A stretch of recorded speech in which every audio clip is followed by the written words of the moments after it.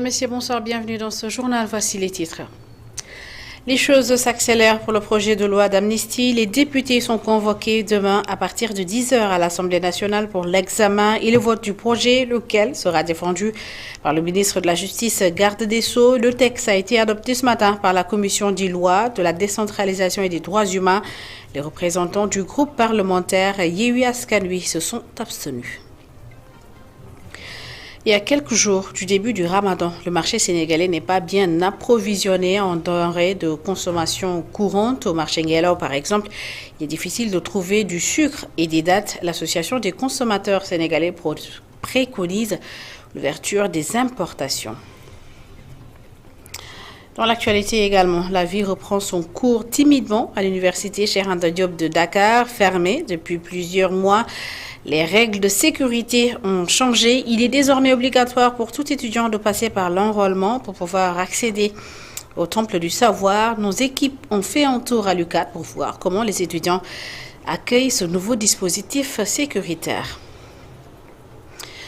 Et puis, mois de mars oblige, ce mardi, l'équipe de Réussir au Sénégal nous emmène à la rencontre d'une femme entrepreneur. Elle commercialise du thé, un thé assez spécial mélangé à du citron et du gingembre ou même du lait. C'est selon la préférence du client.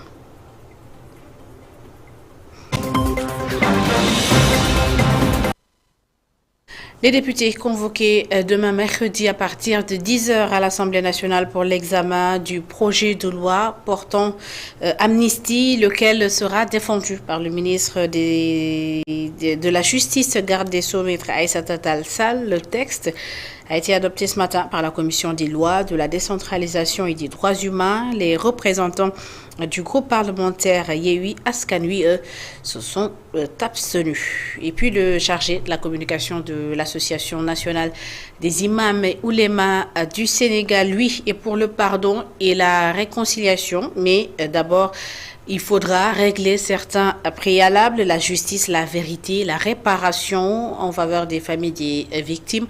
Pour Imam Mokhtar Ndiaye, l'adoption de la loi d'amnistie ne fera qu'accentuer l'impunité et fragiliser l'état de droit.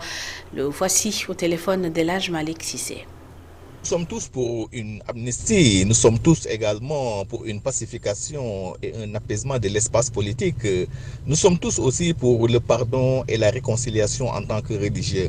Mais comme le Sénégal est un état de droit, et nous avons constaté depuis mars 2021 que le peuple sénégalais est très divisé par la chose politique. Et beaucoup de personnes ont perdu leur vie lors des sanglantes manifestations. De ce fait, nous souhaiterions qu'il y ait d'abord justice, vérité et réparation pour les familles des victimes, avant l'adoption, bien entendu, de la loi d'amnistie. Vous savez, toute réconciliation, toute amnistie faite sans justice, ni vérité, ni réparation, n'est qu'à mon avis vernis superficiel. Il y a des personnes qui ont été tuées lors des manifestations, des édifices publics saccagés et incendiés, des actes terroristes avec un bus calciné ayant des passagers à l'intérieur. Aujourd'hui, si on se lève pour effacer tout cela et passer sous silence tous ces actes d'une extrême gravité, je dirais, cela, à mon avis, ne fera qu'accentuer l'impunité et fragiliser, n'est-ce pas, l'état de droit. Je vous le disais dans les titres, les choses reprennent petit à petit à l'université Cheikh Anta Diop de Dakar, fermée pendant plusieurs mois après avoir été attaquée lors de manifestations politiques. Et pour garantir la sécurité des étudiants, des enseignants et du personnel administratif, des mesures ont été prises. Désormais, il est obligatoire pour tout étudiant de passer par l'enrôlement avant d'accéder au Temple du Savoir. Comment la nouvelle a été accueillie côté étudiant? Fatimata Bintouba et Moussa Dia ont tenté d'en savoir un tout petit peu plus. Le couloir de la mort est en plein chantier. Les étudiants et les voitures se disputent la chaussée. En sac à dos, Abdou Biteye est très favorable à ce nouveau système d'enrôlement qui va davantage participer à l'assainissement du campus. Les étudiants ont besoin de ces mesures de sécurité-là. Parce qu'on voit auparavant, ici, n'importe qui avait l'accès au sein du campus social. Parce que j'ai vu des étudiants qui empruntaient les cartes de leurs camarades pour les donner. Certains de leurs camarades, de leurs amis qui veulent entrer, qui ne sont pas des étudiants. En boubou traditionnel, Serigne Seck plaide pour les étudiants en première année qui vont désormais bénéficier des logements avec ces mesures. Les étudiants qui sont en première année, qui sont au village et qui n'ont pas de moyens pour par exemple, avoir un logement. Voilà, il y a des gens qui prennent les chambres ou bien qui seulement dans le but de venir y passer la nuit, alors qu'il y a des étudiants qui en ont besoin. Abdoulaye Pouy, étudiant en médecine, il a fini la procédure d'enrôlement et espère désormais que l'université sera bien sécurisée. C'est une initiative qu'on apprécie bien parce que ça va garantir encore une fois la sécurité à l'intérieur de l'UCAD parce que dorénavant on constatait que l'espace universitaire n'est pas en sécurité car on ne peut pas distinguer les étudiants. Mais j'espère que grâce à cette nouvelle mesure qu'ils ont apportée, la sécurité sera bien garantie, j'espère bien.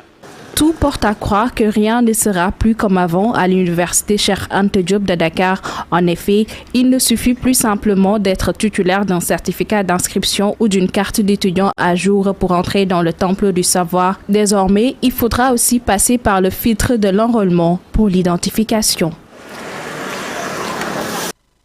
Et dans le cadre de l'amélioration dans la politique d'amélioration de l'accès à l'enseignement supérieur, l'État du Sénégal a mis en place l'Université du Sénégal oriental. Elle a été implantée dans la région de Tambacounda, une université qui forme les jeunes bacheliers à des métiers liés à l'exploitation minière, à l'agriculture, à la foresterie et au tourisme. Objectif, mettre en valeur les potentialités dans cette zone. Un atelier de partage sur la question a été initié et c'était en présence de Mariama Diallo et Seleman Diallo. Les recteurs, professeurs et différents établissements impliqués dans la mise en place de l'USO se sont réunis en présence du directeur général de l'enseignement supérieur pour discuter du projet de l'université professionnelle du Sénégal oriental. L'idée, vraiment, c'était de discuter sur les orientations possibles de cette université-là, qui est une université qui doit former sur des métiers et à partir des potentialités de la région. Alors la spécialité, je crois que l'orientation a été donnée pour que ce soit une université sur les mines, sur les ressources naturelles du Sénégal oriental, mais également sur les connaissances endogènes, sur les cultures et arts du Sénégal oriental. L'université a vocation technologique et de formation professionnelle. Elle va accueillir des bacheliers scientifiques et littéraires. C'est les bacheliers des séries scientifiques, mais aussi des séries littéraires. Donc, vous savez, l'option a été donnée pour que les bacheliers littéraires, disons, puissent être orientés avec des taux un peu plus importants que ce qui se passe en ce moment. Donc ça, c'est une option qu'il va falloir retenir, en tout cas pour l'orientation future de cette université. Outre les métiers liés aux principales activités économiques de cette zone, la diversité des langues et cultures sera aussi enseignée dans cette université. Je vous le disais dans les titres, à quelques jours du démarrage du Ramadan, le marché sénégalais n'est pas bien approvisionné en denrées de consommation courante. Au marché Ngelaw, par exemple, le sucre et les dattes sont introuvables, même si le riz et l'huile sont disponibles en stock suffisant, malgré des prix que certains consommateurs jugent assez chers. Reportage au marché Ngelaw, Aliou Sow. Le marché Tilène est dans son ambiance habituelle à quelques jours du mois de Ramadan, tout comme le marché Ngelaw où nous trouvons El Hadj Nyom dans sa boutique. Cet homme rassure sur l'approvisionnement du marché.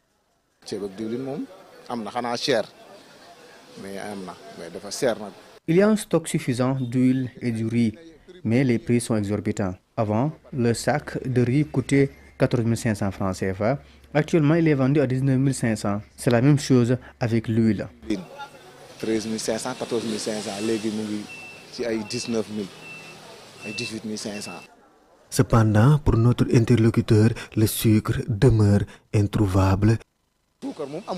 Le sucre est en rupture. Ici même, dans le marché, c'est difficile de trouver un sac de sucre. Et nous savons tous que le ramadan rime avec sucre. Une inquiétude chez la clientèle.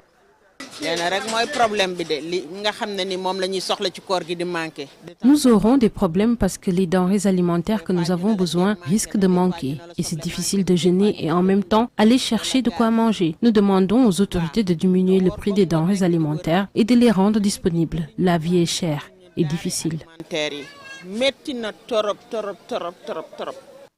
La date, le sucre très prisé pendant le ramadan, certains commerçants rencontrés révèlent que ces produits se font rares à une semaine du mois de ramadan. Et puis interpellé sur la question, l'association des consommateurs sénégalais déplore cette situation qu'elle juge catastrophique. Le vice-président de l'association invite le ministre du Commerce à autoriser les importations. Mohamed Sissé, je vous propose d'écouter. Nous avons quand même des craintes pour l'approvisionnement. Le chef de l'État avait demandé en conseil des ministres au ministre du Commerce de faire en sorte que les produits soient disponibles et à des prix raisonnables. Mais quand on observe la situation, surtout pour les dates et le sucre, on peut remarquer quand même que l'approvisionnement n'est pas correct et que les tensions existent sur les prix. Et pour cela, il faut agir vite. En ce qui concerne le sucre, le ministre du Commerce, comme d'habitude, doit prendre des mesures pour ouvrir les frontières afin que les commerçants détenant des quotas d'importation s'exécutent le plus rapidement possible pour augmenter l'offre en sucre. On n'oublie pas que la compagnie sucrière aussi doit nous donner du sucre. Mais s'il n'y a pas suffisamment, et c'est la réalité, le ministre doit donner des quotas aux commerçants importateurs afin que le marché soit bien approvisionné. Pour les dates, nous encourageons parce que ce n'est pas un produit dont le prix est encadré. Donc, nous exhortons les importateurs à faire rapidement parvenir les dates des pays qui nous fournissaient ce produit-là. Et pour renforcer la sécurité en haute mer, l'État du Sénégal compte doter les pêcheurs de 60 000 gilets de sauvetage et de 202 millions de francs CFA de subventions. Les conseils locaux de pêche artisanale ont rencontré le ministre des Pêches et de l'économie maritime pour des échanges sur les difficultés du secteur. Voici à ce propos les éclairages du ministre Papa Sagna Mbaye. Nous avons acheté pour 2023, 29 000 gilets. Nous savons que dans une embarcation, il y a minimum 8 personnes. Ces gilets étaient subventionnés, mais son Excellence, Monsieur le Président de la République et Monsieur le Premier ministre nous m'ont carrément notifié de procéder à la gratuité des gilets de sauvetage. Pour l'année 2024, nous allons commander 60 000 gilets. Donc 4 fois plus que ce qui a été commandé cette année. Parce que nous savons que c'est une population extrêmement importante. Et j'ai donné instruction à mes services pour qu'ils puissent lancer ces marchés. Et au fur et à mesure que nous avançons dans le processus d'équipement en gilet, peut-être il nous arrivera de commander peut-être 100 000 gilets lors d'une année. Parce que la vie humaine, elle est extrêmement importante. Et un gilet de sauvetage peut sauver une vie. Donc il n'y en aura jamais assez et il n'y en aura jamais de trop. Lorsque j'ai travaillé avec mes services, nous avons dégagé une enveloppe de 202 millions. Et dans le cadre de la dissémination du rapport 2022 de l'ITIE, un comité régional de développement a été organisé à Matam. Il est sorti de cette rencontre que l'entreprise de la Somiva représente 98% des recettes générées dans la région de Matam pour une valeur d'1,946 milliard de francs CFA dans les recettes de l'État. Explication à Matam, Amadou Mardialo.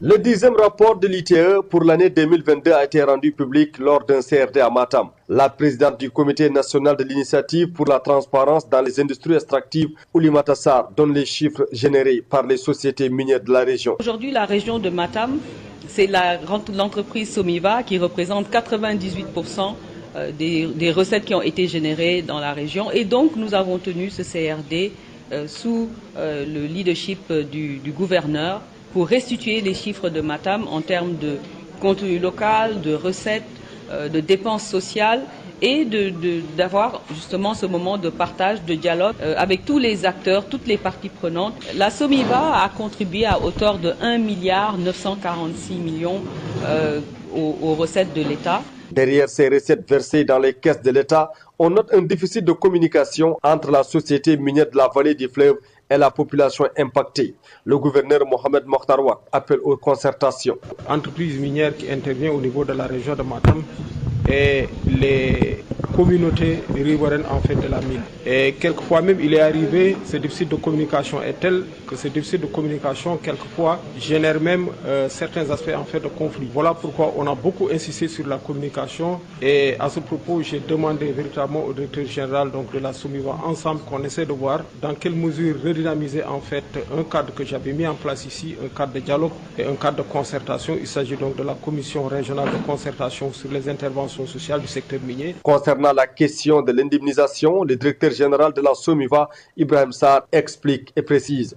Une société minière est implantée sur un site qui relève du domaine national. Ça veut dire que personne n'a une propriété là-dessus, le domaine national. Deuxièmement, ce n'est pas une indemnisation de propriétaire, mais c'est une indemnisation économique. C'est-à-dire qu'on vous compense le manque à gagner résultant de l'implantation de l'activité minière sur votre site d'activité économique. Sur une contribution globale de 275 milliards dans le secteur extractif, la société minière de la Somiva a contribué à hauteur de 98% des recettes dans la région de Matam.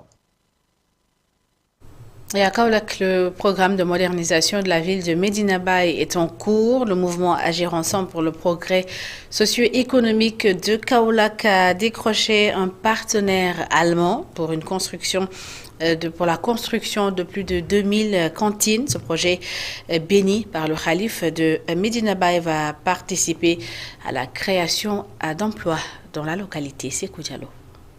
Plus de 2000 cantines seront construites à Kaolack dans le cadre d'une coopération entre Agir ensemble pour le progrès socio-économique de Kaolack et la société Bender qui est une multinationale allemande. C'est pour participer à la modernisation de Medina Bay. Ce programme, comme je viens de le dire, c'est pour moderniser les sites de commerce de Kaolack, plus particulièrement Medina Bay. Insérer les jeunes dans le cadre du travail. Aussi, comme les Allemands l'ont dit tout à l'heure, ils vont monter une usine de fabrication aussi de cantines pour permettre à la menuiserie locale de s'intégrer dans le projet et travailler pour la réussite de ce projet. Medina Bay, c'est notre cité religieuse. Medina Bay est devenue une zone touristique, une zone d'attraction. Et moi, ça me fait mal de voir les étrangers qui viennent dans ma région natale et trouver l'état des marchés et du cadre de vie. Et ça, c'est agaçant. Je ne peux plus supporter. Un ambitieux projet qui apportera une touche sur la création d'emplois pour la jeunesse. 2000 cantines dans une première phase. Imaginez qu'on a un programme de 5000 à 10 000 cantines. Ça va générer des emplois. Ce projet va générer beaucoup d'argent en termes de capital. Avec les 2000 cantines, il y aura des revenus de 1,2 milliard par an. Uniquement pour la mosquée. Le calife général de Medina Bay se félicite de ce grand projet.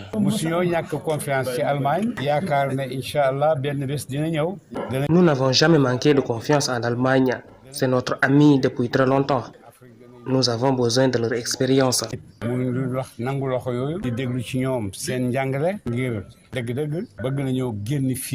Pour beaucoup plus de longévité pour les cantines, les initiateurs comptent utiliser du matériel qui résiste à la salinisation des terres. Et puis ce mardi 5 mars est célébrée la journée mondiale de l'obésité au Sénégal. L'obésité prend des proportions inquiétantes chez les jeunes. Pour certains citoyens, la situation est due à une mauvaise hygiène de vie qui augmente les risques de maladies cardiovasculaires. Reportage à Liberté 5, Aïssa Toukane. Précoce ou obèse, chacun tente de donner une explication à ce phénomène. Si ces tailleurs pointent du doigt leur alimentation, ils restent sceptiques quant à la véritable cause de ce problème. À mon avis, ce sont les engrais et les produits chimiques qui sont présents dans les aliments qui pourraient être la cause de leur obésité. Certains jeunes, quand ils sont avec leurs parents, on croit qu'ils sont avec leurs frères ou sœurs.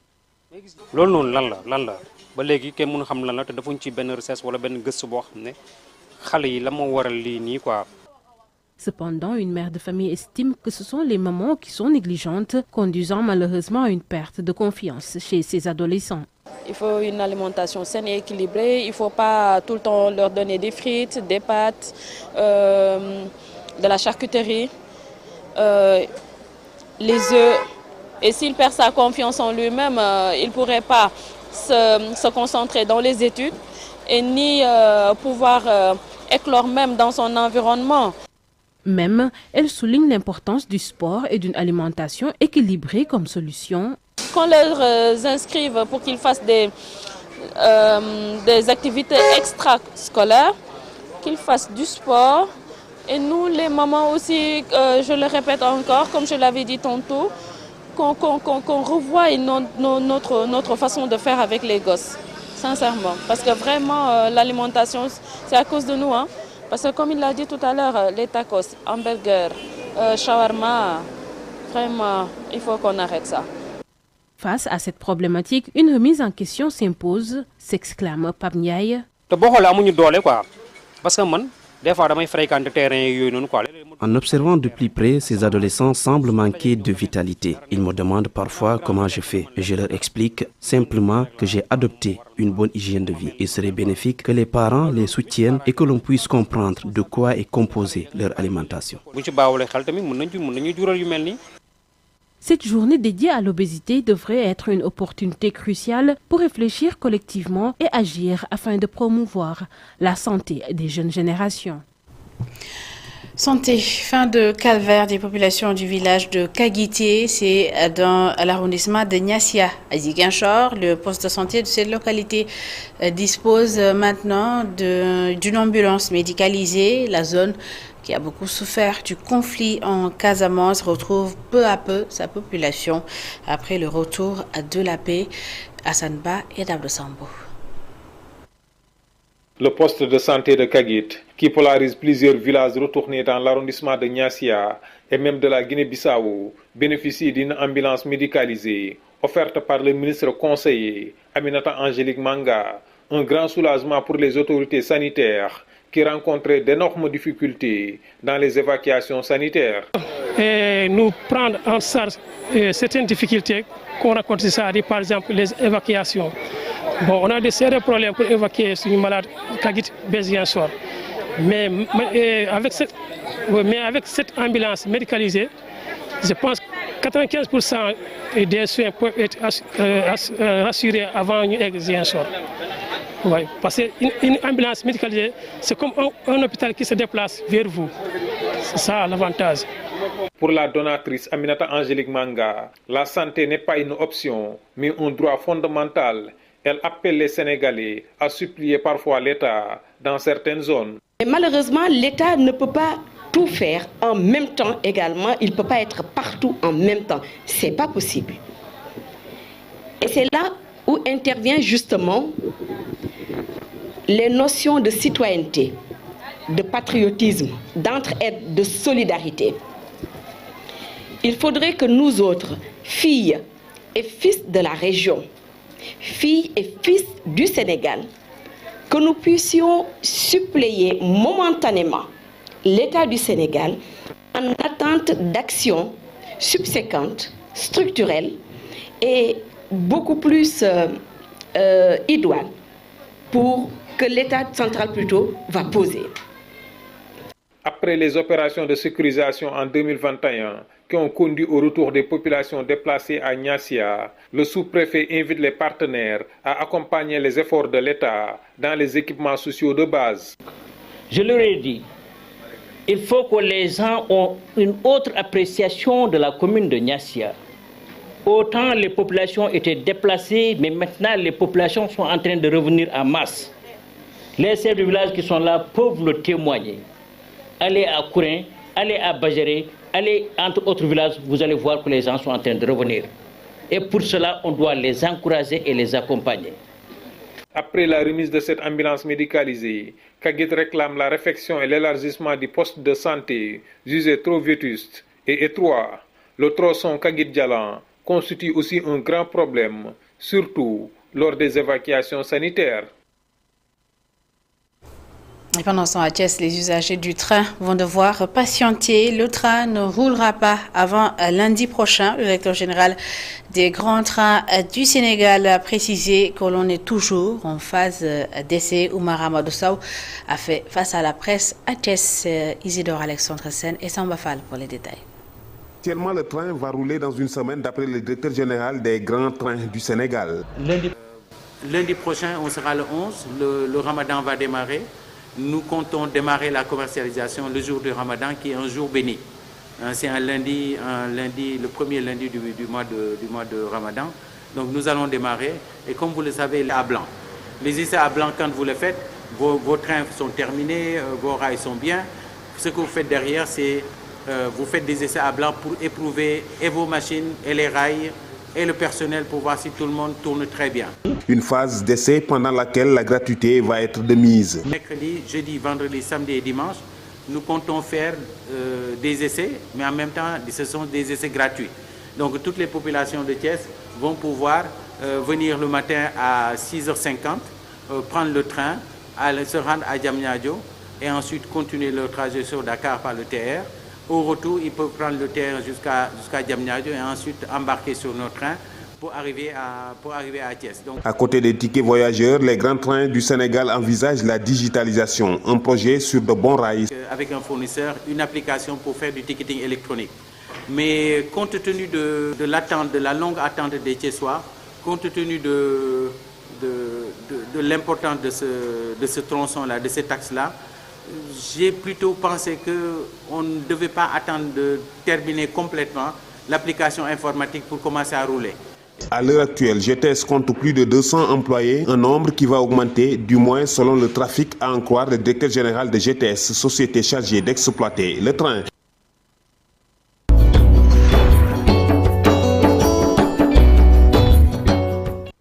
Et pour ce premier numéro de Réussir au Sénégal dans ce mois consacré à la femme, on vous amène à la rencontre d'une femme entrepreneur. Elle s'appelle Marie-Ostina Gomis. Elle commercialise du thé chaud et elle vous donne le choix entre du thé citron, du thé gingembre et du thé avec du lait. Regardez. Dans les méandres des ruelles des parcelles Assigny, avec une détermination sans faille, que Marie-Ostina Gomis déploie son pouce-pouce chargé de thermos fumants et de verres vides destinés à être remplis de délicieuses boissons chaudes. Chaque matin, Tina, comme l'appelle affectueusement ses clients, quitte son domicile pour se consacrer à ce qu'elle aime faire par-dessus tout, vendre. 5 heures du matin, je me lève à 5 heures du matin pour préparer le thé. Je quitte ma maison à 10 heures en direction de l'unité 25 jusqu'à Dior. Puis ma sœur me remet le thé chauffé pour me rendre au stade. Café Touba, was, meew, café au lait, l'eau citron, café noir, tarkinda. Après avoir laissé derrière elle un travail de femme de ménage exercé pendant 4 ans, Maria s'est lancée dans une formation de couture guidée par un collègue. Cependant, les caprices de la vie l'ont dirigée vers la vente de thé. Nous avons commencé la formation en octobre. Couture à coiffure. J'avais commencé une formation en octobre, mais avec l'arrivée de la Covid, j'ai dû interrompre les cours. Mon copain, qui payait notre loyer, est tombé malade. Fallait que je travaille pour m'en sortir.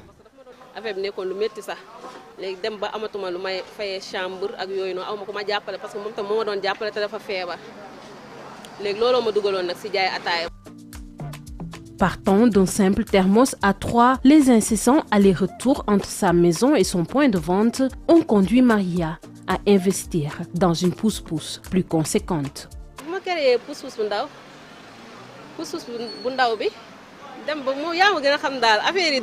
Mon pouce-pouce était devenu trop petit. J'ai suggéré à mon frère qu'au lieu de faire des allers-retours incessants, il serait plus judicieux d'en acheter un plus grand.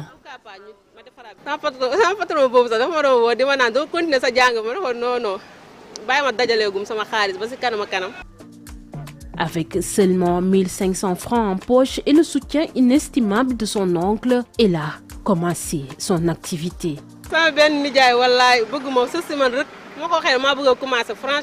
Mon oncle m'a remis 5000 francs CFA pour acheter un thermos de 2 litres. Le thé a bien fonctionné et j'ai ensuite ajouté le bissap chaud. C'est ainsi que j'ai développé mon entreprise.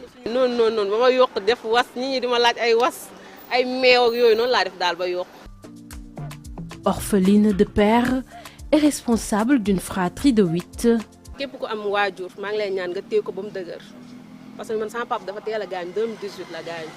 Je demande à tous de bien prendre soin de leurs parents. J'ai perdu mon père très tôt, en 2018.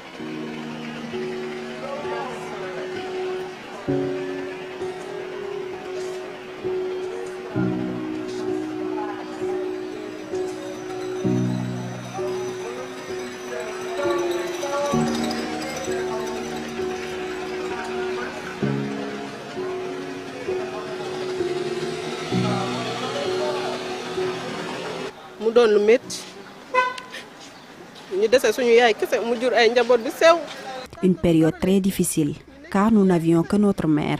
On sait tous que la jeunesse peut être difficile, mais je m'en remets au bon Dieu.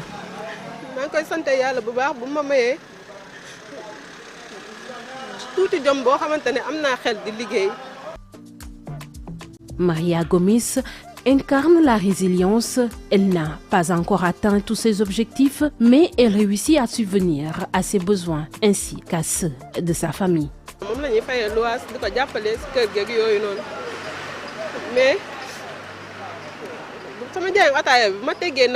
Je paie également la location. Lorsque j'ai perçu 500 000 francs, la première chose que j'ai faite a été de careler la tombe de mon père. Ensuite, avec 1 million, ma mère voulait que j'achète un terrain. Mais j'ai décidé de lui acheter un lit à 950 000 francs CFA pour lui faire plaisir. Aujourd'hui, mon rêve est d'ouvrir un coffee shop. Première dame, Macky Sall, ñom Wali, ñom Viviane, xébuma ben artiste ba ben képp ku xamné da ngay joggé fa nga joggé ñew pour nan ci café.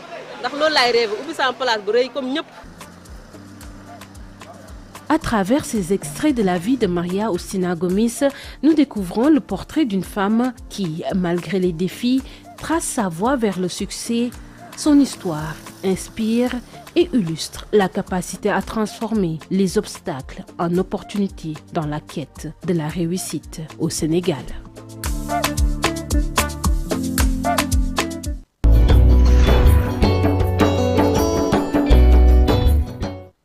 Aïssatou Kane, merci. C'est la fin de cette édition. Merci à toutes et à tous de l'avoir suivi. Merci de votre fidélité. L'info continue sur remedia.sn. Tout de suite, la suite de RSA, le retour sur l'actualité.